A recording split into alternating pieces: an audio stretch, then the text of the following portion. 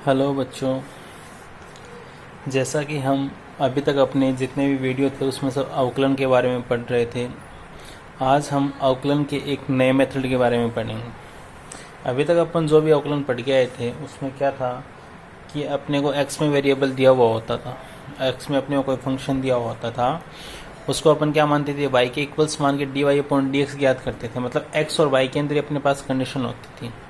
लेकिन अब क्या होगा कि एक्स वाई के साथ में कुछ और वेरिएबल होंगे जिनमें अपना क्या होगा, फंक्शन होगा। उनसे अपन क्या करेंगे कि फंक्शन को dy/dx की वैल्यू फाइंड करेंगे।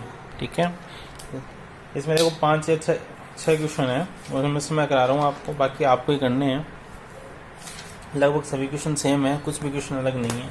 ठीक है, और फिर भी अगर कोई डाउट हो तो पूछ लेना, कोई दिक्कत वाली बात नहीं। जैसे पहला क्वेश्चन अपने दे रखा है, क्वेश्चन अपना है कि dy/dx याद कीजिए जबकि x बराबर a sec थीटा, y बराबर b tan थीटा। अब देखो x बराबर दे रखा है किसमें, t के रूप में दे रखा है, तो ये वेरिएबल किसका होगा, t का हो गया। मतलब x का अपन अवकलन करेंगे किसके रिस्पेक्ट में, t के रिस्पेक्ट में। और इधर देखो y है, y बराबर क्या है, b tan t, तो ये भी किस में है, t के अंदर है, तो इसका भी अपन किसके रिस्पेक्ट में करेंगे, t के रिस्पेक्ट में। जबकि अपने को फाइंड क्या करना है, dy/dx फाइंड करना है। तो देखो किस प्रकार करेंगे।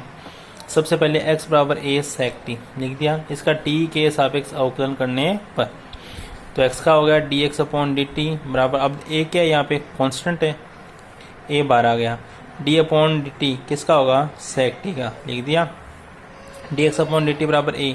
अब sec का अवकलन क्या होता था, sec x into tan x, तो sec t into tan t, ये अपना क्या हो गया dx/dt। ठीक है, अब दूसरा लेंगे y बराबर b tan t, y बराबर क्या ले लिया, b tan t ले लिया। तो वही सेम t के सापेक्ष अवकलन करने पर तो y का क्या हो जाएगा, dy/dt बराबर b, यहाँ पे क्या है कांस्टेंट, तो b बार आ गया tan t का करना है तो d/dt tan t का क्या होता, sec स्क्वायर t। ठीक है, और t का t के रिस्पेक्ट में 1 हो जाएगा, यहाँ पे वही सेम कंडीशन मैंने लिखी नहीं। ठीक है, अपन इतनी बार पढ़ चुके हैं, याद ही हो गया होगा अभी तक। अपने देखो फिर फाइंड क्या करना है, dy/dx। देखो किस प्रकार करेंगे, dy/dt अपॉन dx/dt। तो ऊपर तो क्या गया, dy/dt वैल्यू क्या थी, b sec स्क्वायर t, और dx/dt क्या था, a sec t tan t, तो a sec t tan t, एक sec से एक sec कैंसिल आउट हो गया, ऊपर बच गया sec t, नीचे क्या बच गया, tan t। तो देखो dy/dx b/a, sec को क्या लिख सकते हैं, 1/cos लिख सकते हैं, और tan को क्या लिख सकते हैं, sin/cos। तो देखो हर में से हर कैंसिल हो गया, cos से cos कैंसिल हो गया, क्या बच गया 1/sin। 1/sin को क्या लिख सकते हैं, cosec। तो इसका आंसर क्या आ गया, b/a cosec t। ठीक है, इसके लगभग सभी क्वेश्चन एक जैसी सेम है, तो कुछ भी दिक्कत नहीं आएगी। ठीक है, फिर देखो दूसरा तीसरा सब आपको करना है, मैं चौथा करवा रहा हूँ। ठीक है, चौथा अंश और हर वाला है। x बराबर क्या है, sin cube t upon root cos 2t, और y बराबर क्या है, cos cube t upon cos 2t।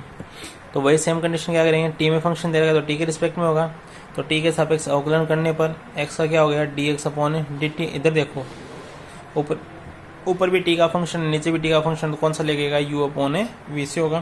तो क्या होता था, v की square v as it is, u का अवकलन minus u as it is है v का अवकलन, तो अपॉन में क्या हो जाएगा, रूट cos 2t की होल स्क्वायर करें तो रूट हट जाएगा होल स्क्वायर से, तो अपॉन में क्या गया, cos 2t। अपॉन में अपना क्या गया,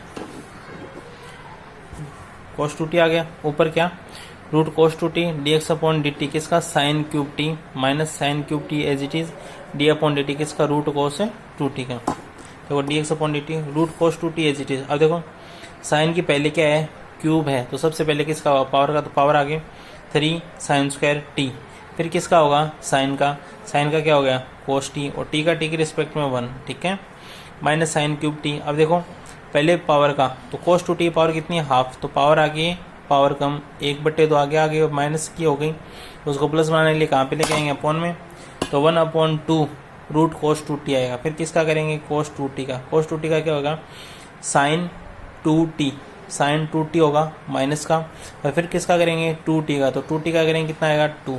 ठीक है, देखो ये 2 से 2 यहाँ कैंसिल हो जाएगा, माइनस माइनस क्या हो जाएगा, प्लस रूट cos 2t, यहाँ एलसीएम लेंगे तो इधर मल्टीप्लाई हो जाएगा रूट cos 2t। ठीक है, इधर भी रूट cos 2t है, फिर ये अपॉन में आ जाएगा, तो रूट cos 2t को रूट cos 2t से मल्टीप्लाई करें तो पावर क्या बन जाएगी, 1, तो क्या बन गया, cos 2t ये रहा। ठीक है, 3 का 3 sin square t cos t minus minus क्या हो गया plus sine cube T sine 2t हो गया, कोस 2t रूट कोस 2t अपॉन में आ गया। अब देखो अब कोस 2t, अब दो फॉर्मूले थे, एक तो क्या था 1 प्लस कोस 2x बराबर होता है 2 कोस स्क्वायर एक्स, और एक क्या था 1 माइनस कोस 2x बराबर 2 साइन स्क्वायर एक्स। तो यहाँ पे क्या है कोस 2x है, इसको मैं क्या लिख सकता हूँ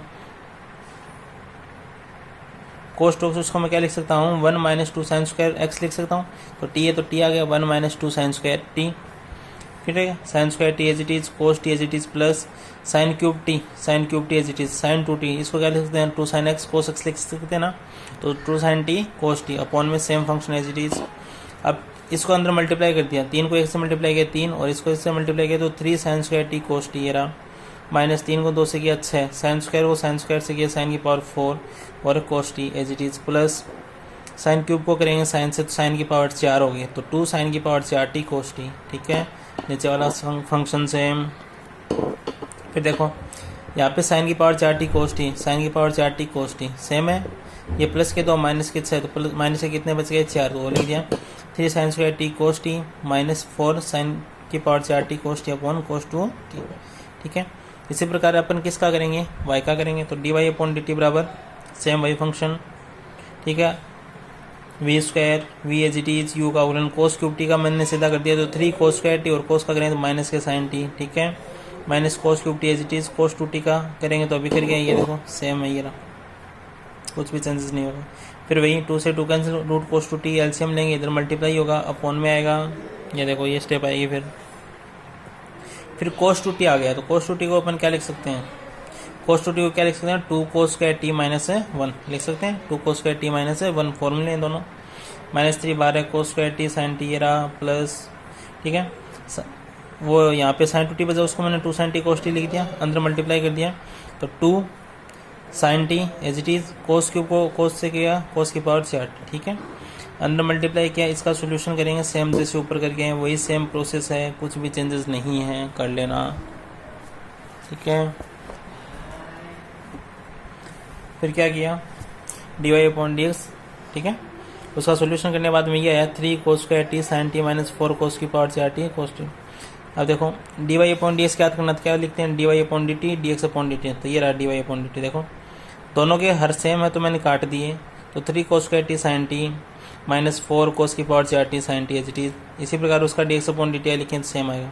अब देखो ऊपर वाले में कुछ कॉमन है क्या कॉमन है, एक तो साइन कॉमन है कोस स्क्वायर कॉमन है, तो cos square T sine T मैंने कॉमन ले लिया, अंदर क्या बच गया यहाँ पे तो बच गया 3 माइनस के 4 कोस की स्क्वायर कॉमन है तो कोस स्क्वायर यहाँ पे बच गई साइन कॉमन आ गया, ठीक है इसी प्रकार नीचे वाले में से कॉमन लिया क्या sign square t cos T common है।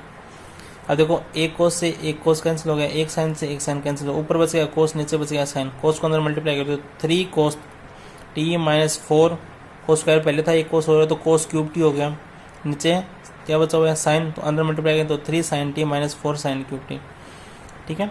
अब देखो 3 sine theta minus 4 sine cube theta ये किसका फॉर्मूला होता है साइन 3 थीटा का होता है, यहाँ पे साइन 3t। अब कोस का क्या होता है 4 cos cube x minus 4 cos cube x minus 3 cos x होता है, इसमें से मैंने माइनस साइन कॉमन ले लिया, तो क्या बन जाएगा 4 cos cube x minus 3 cos x बन जाएगा, किसका बनता है कोस 3x का, तो कोस 3t और ये माइनस साइन बाहर है, कोस अपॉन साइन क्या होता है कोट होता है माइनस साइन ये रहा, ठीक है। अब इसका छठा क्वेश्चन है वो देखो, छठा क्वेश्चन आपके दे रखा है कि यदि X cube plus Y cube, ठीक है यदि X cube plus Y cube बराबर है टी माइनस 1 अपॉन टी तथा एक्स की पावर 6 प्लस वाई की पावर 6 बराबर है T square plus 1 upon T square का, तब अपने को प्रूफ करना है कि एक्स की power 4 Y square D Y upon D X बराबर क्या होगा 1 होगा। तो देखो क्या करना है, इसको इक्वेशन 1 दे दो, इसको इक्वेशन 2 दे दो। अब देखो इक्वेशन 1 का क्या कर देंगे दोनों तरफ पे वर्क कर देंगे, तो टी माइनस 1 अपॉन टी की होल स्क्वायर बराबर x cube plus Y cube की whole square, a minus b की होल स्क्वायर क्या होती थी a square plus b square minus 2ab, तो 2 into t into 1 upon t, तो टी से टी कैंसिल हो जाए 2 बचेगा, इधर ए क्यूब एक्स की power 6 plus b cube y की पावर 6 प्लस 2ab, तो 2x क्यूब है वाई क्यूब आ गया। अब देखो T square plus 1 upon T square, इसकी अपने पास वैल्यू है कितनी है एक्स की पावर 6, एक्स की पावर 6 प्लस है वाई की पावर 6 ना, ये वैल्यू अपन कहाँ पे पुट कर देंगे यहाँ पे पुट कर देंगे, इसकी जगह ये वैल्यू पुट आ गई माइनस 2 इधर एक्स की पावर 6 प्लस वाई की power 6 plus 2x cube Y cube, देखो एक्स की पावर 6 वाई की पावर 6 एक्स की पावर 6 वाई की पावर 6 2 से 2 क्या आ गया एक्स क्यूब वाई क्यूब बराबर माइनस का 1, अब वाई क्यूब तो यहीं रख लो, क्यों अपने पावर क्या चाहिए यहाँ पे पावर 4 चाहिए, 4 कब आ सकती है जब अपॉन में होगा, ठीक है। तो वाई क्यूब बराबर -1 अपॉन एक्स क्यूब आ गया एक्स क्यूब। दोनों पक्षों का एक्स के रिस्पेक्ट में क्या करेंगे, अवकलन करेंगे। तो क्या बनेगा, d upon D x y cube बराबर d upon D x -1 upon x cube. अब देखो इसका क्या करेंगे, पावर आगे, तो पावर आगे 3, एक पावर कम वाई स्क्वायर, फिर वाई का करेंगे D Y upon D X, ठीक है। -1 ऊपर लेके गए एक्स की पावर -3, पावर आगे -3, एक पावर कम, तो -3 तो थी, एक पावर और कम हो गई तो माइनस के 4 हो गई। उसको प्लस बनाने के लिए अपॉन में लेके आ गए 3xy, 3 से 3 कैंसिल, क्रॉस मल्टीप्लाई कर दो, एक्स की पावर 4 को Y square D Y upon D X से मल्टीप्लाई कर दिया, बराबर कितना बच गया, 1। ये अपने को प्रूव करना था। ये आपका 7.4 चैप्टर कंप्लीट हो चुका है, जिसके एग्जाम्पल और बच्चे क्वेश्चन आपको करने हैं। और फिर कोई भी डाउट हो तो आप ग्रुप में डाल देना, मैं बता दूँगा, ठीक है।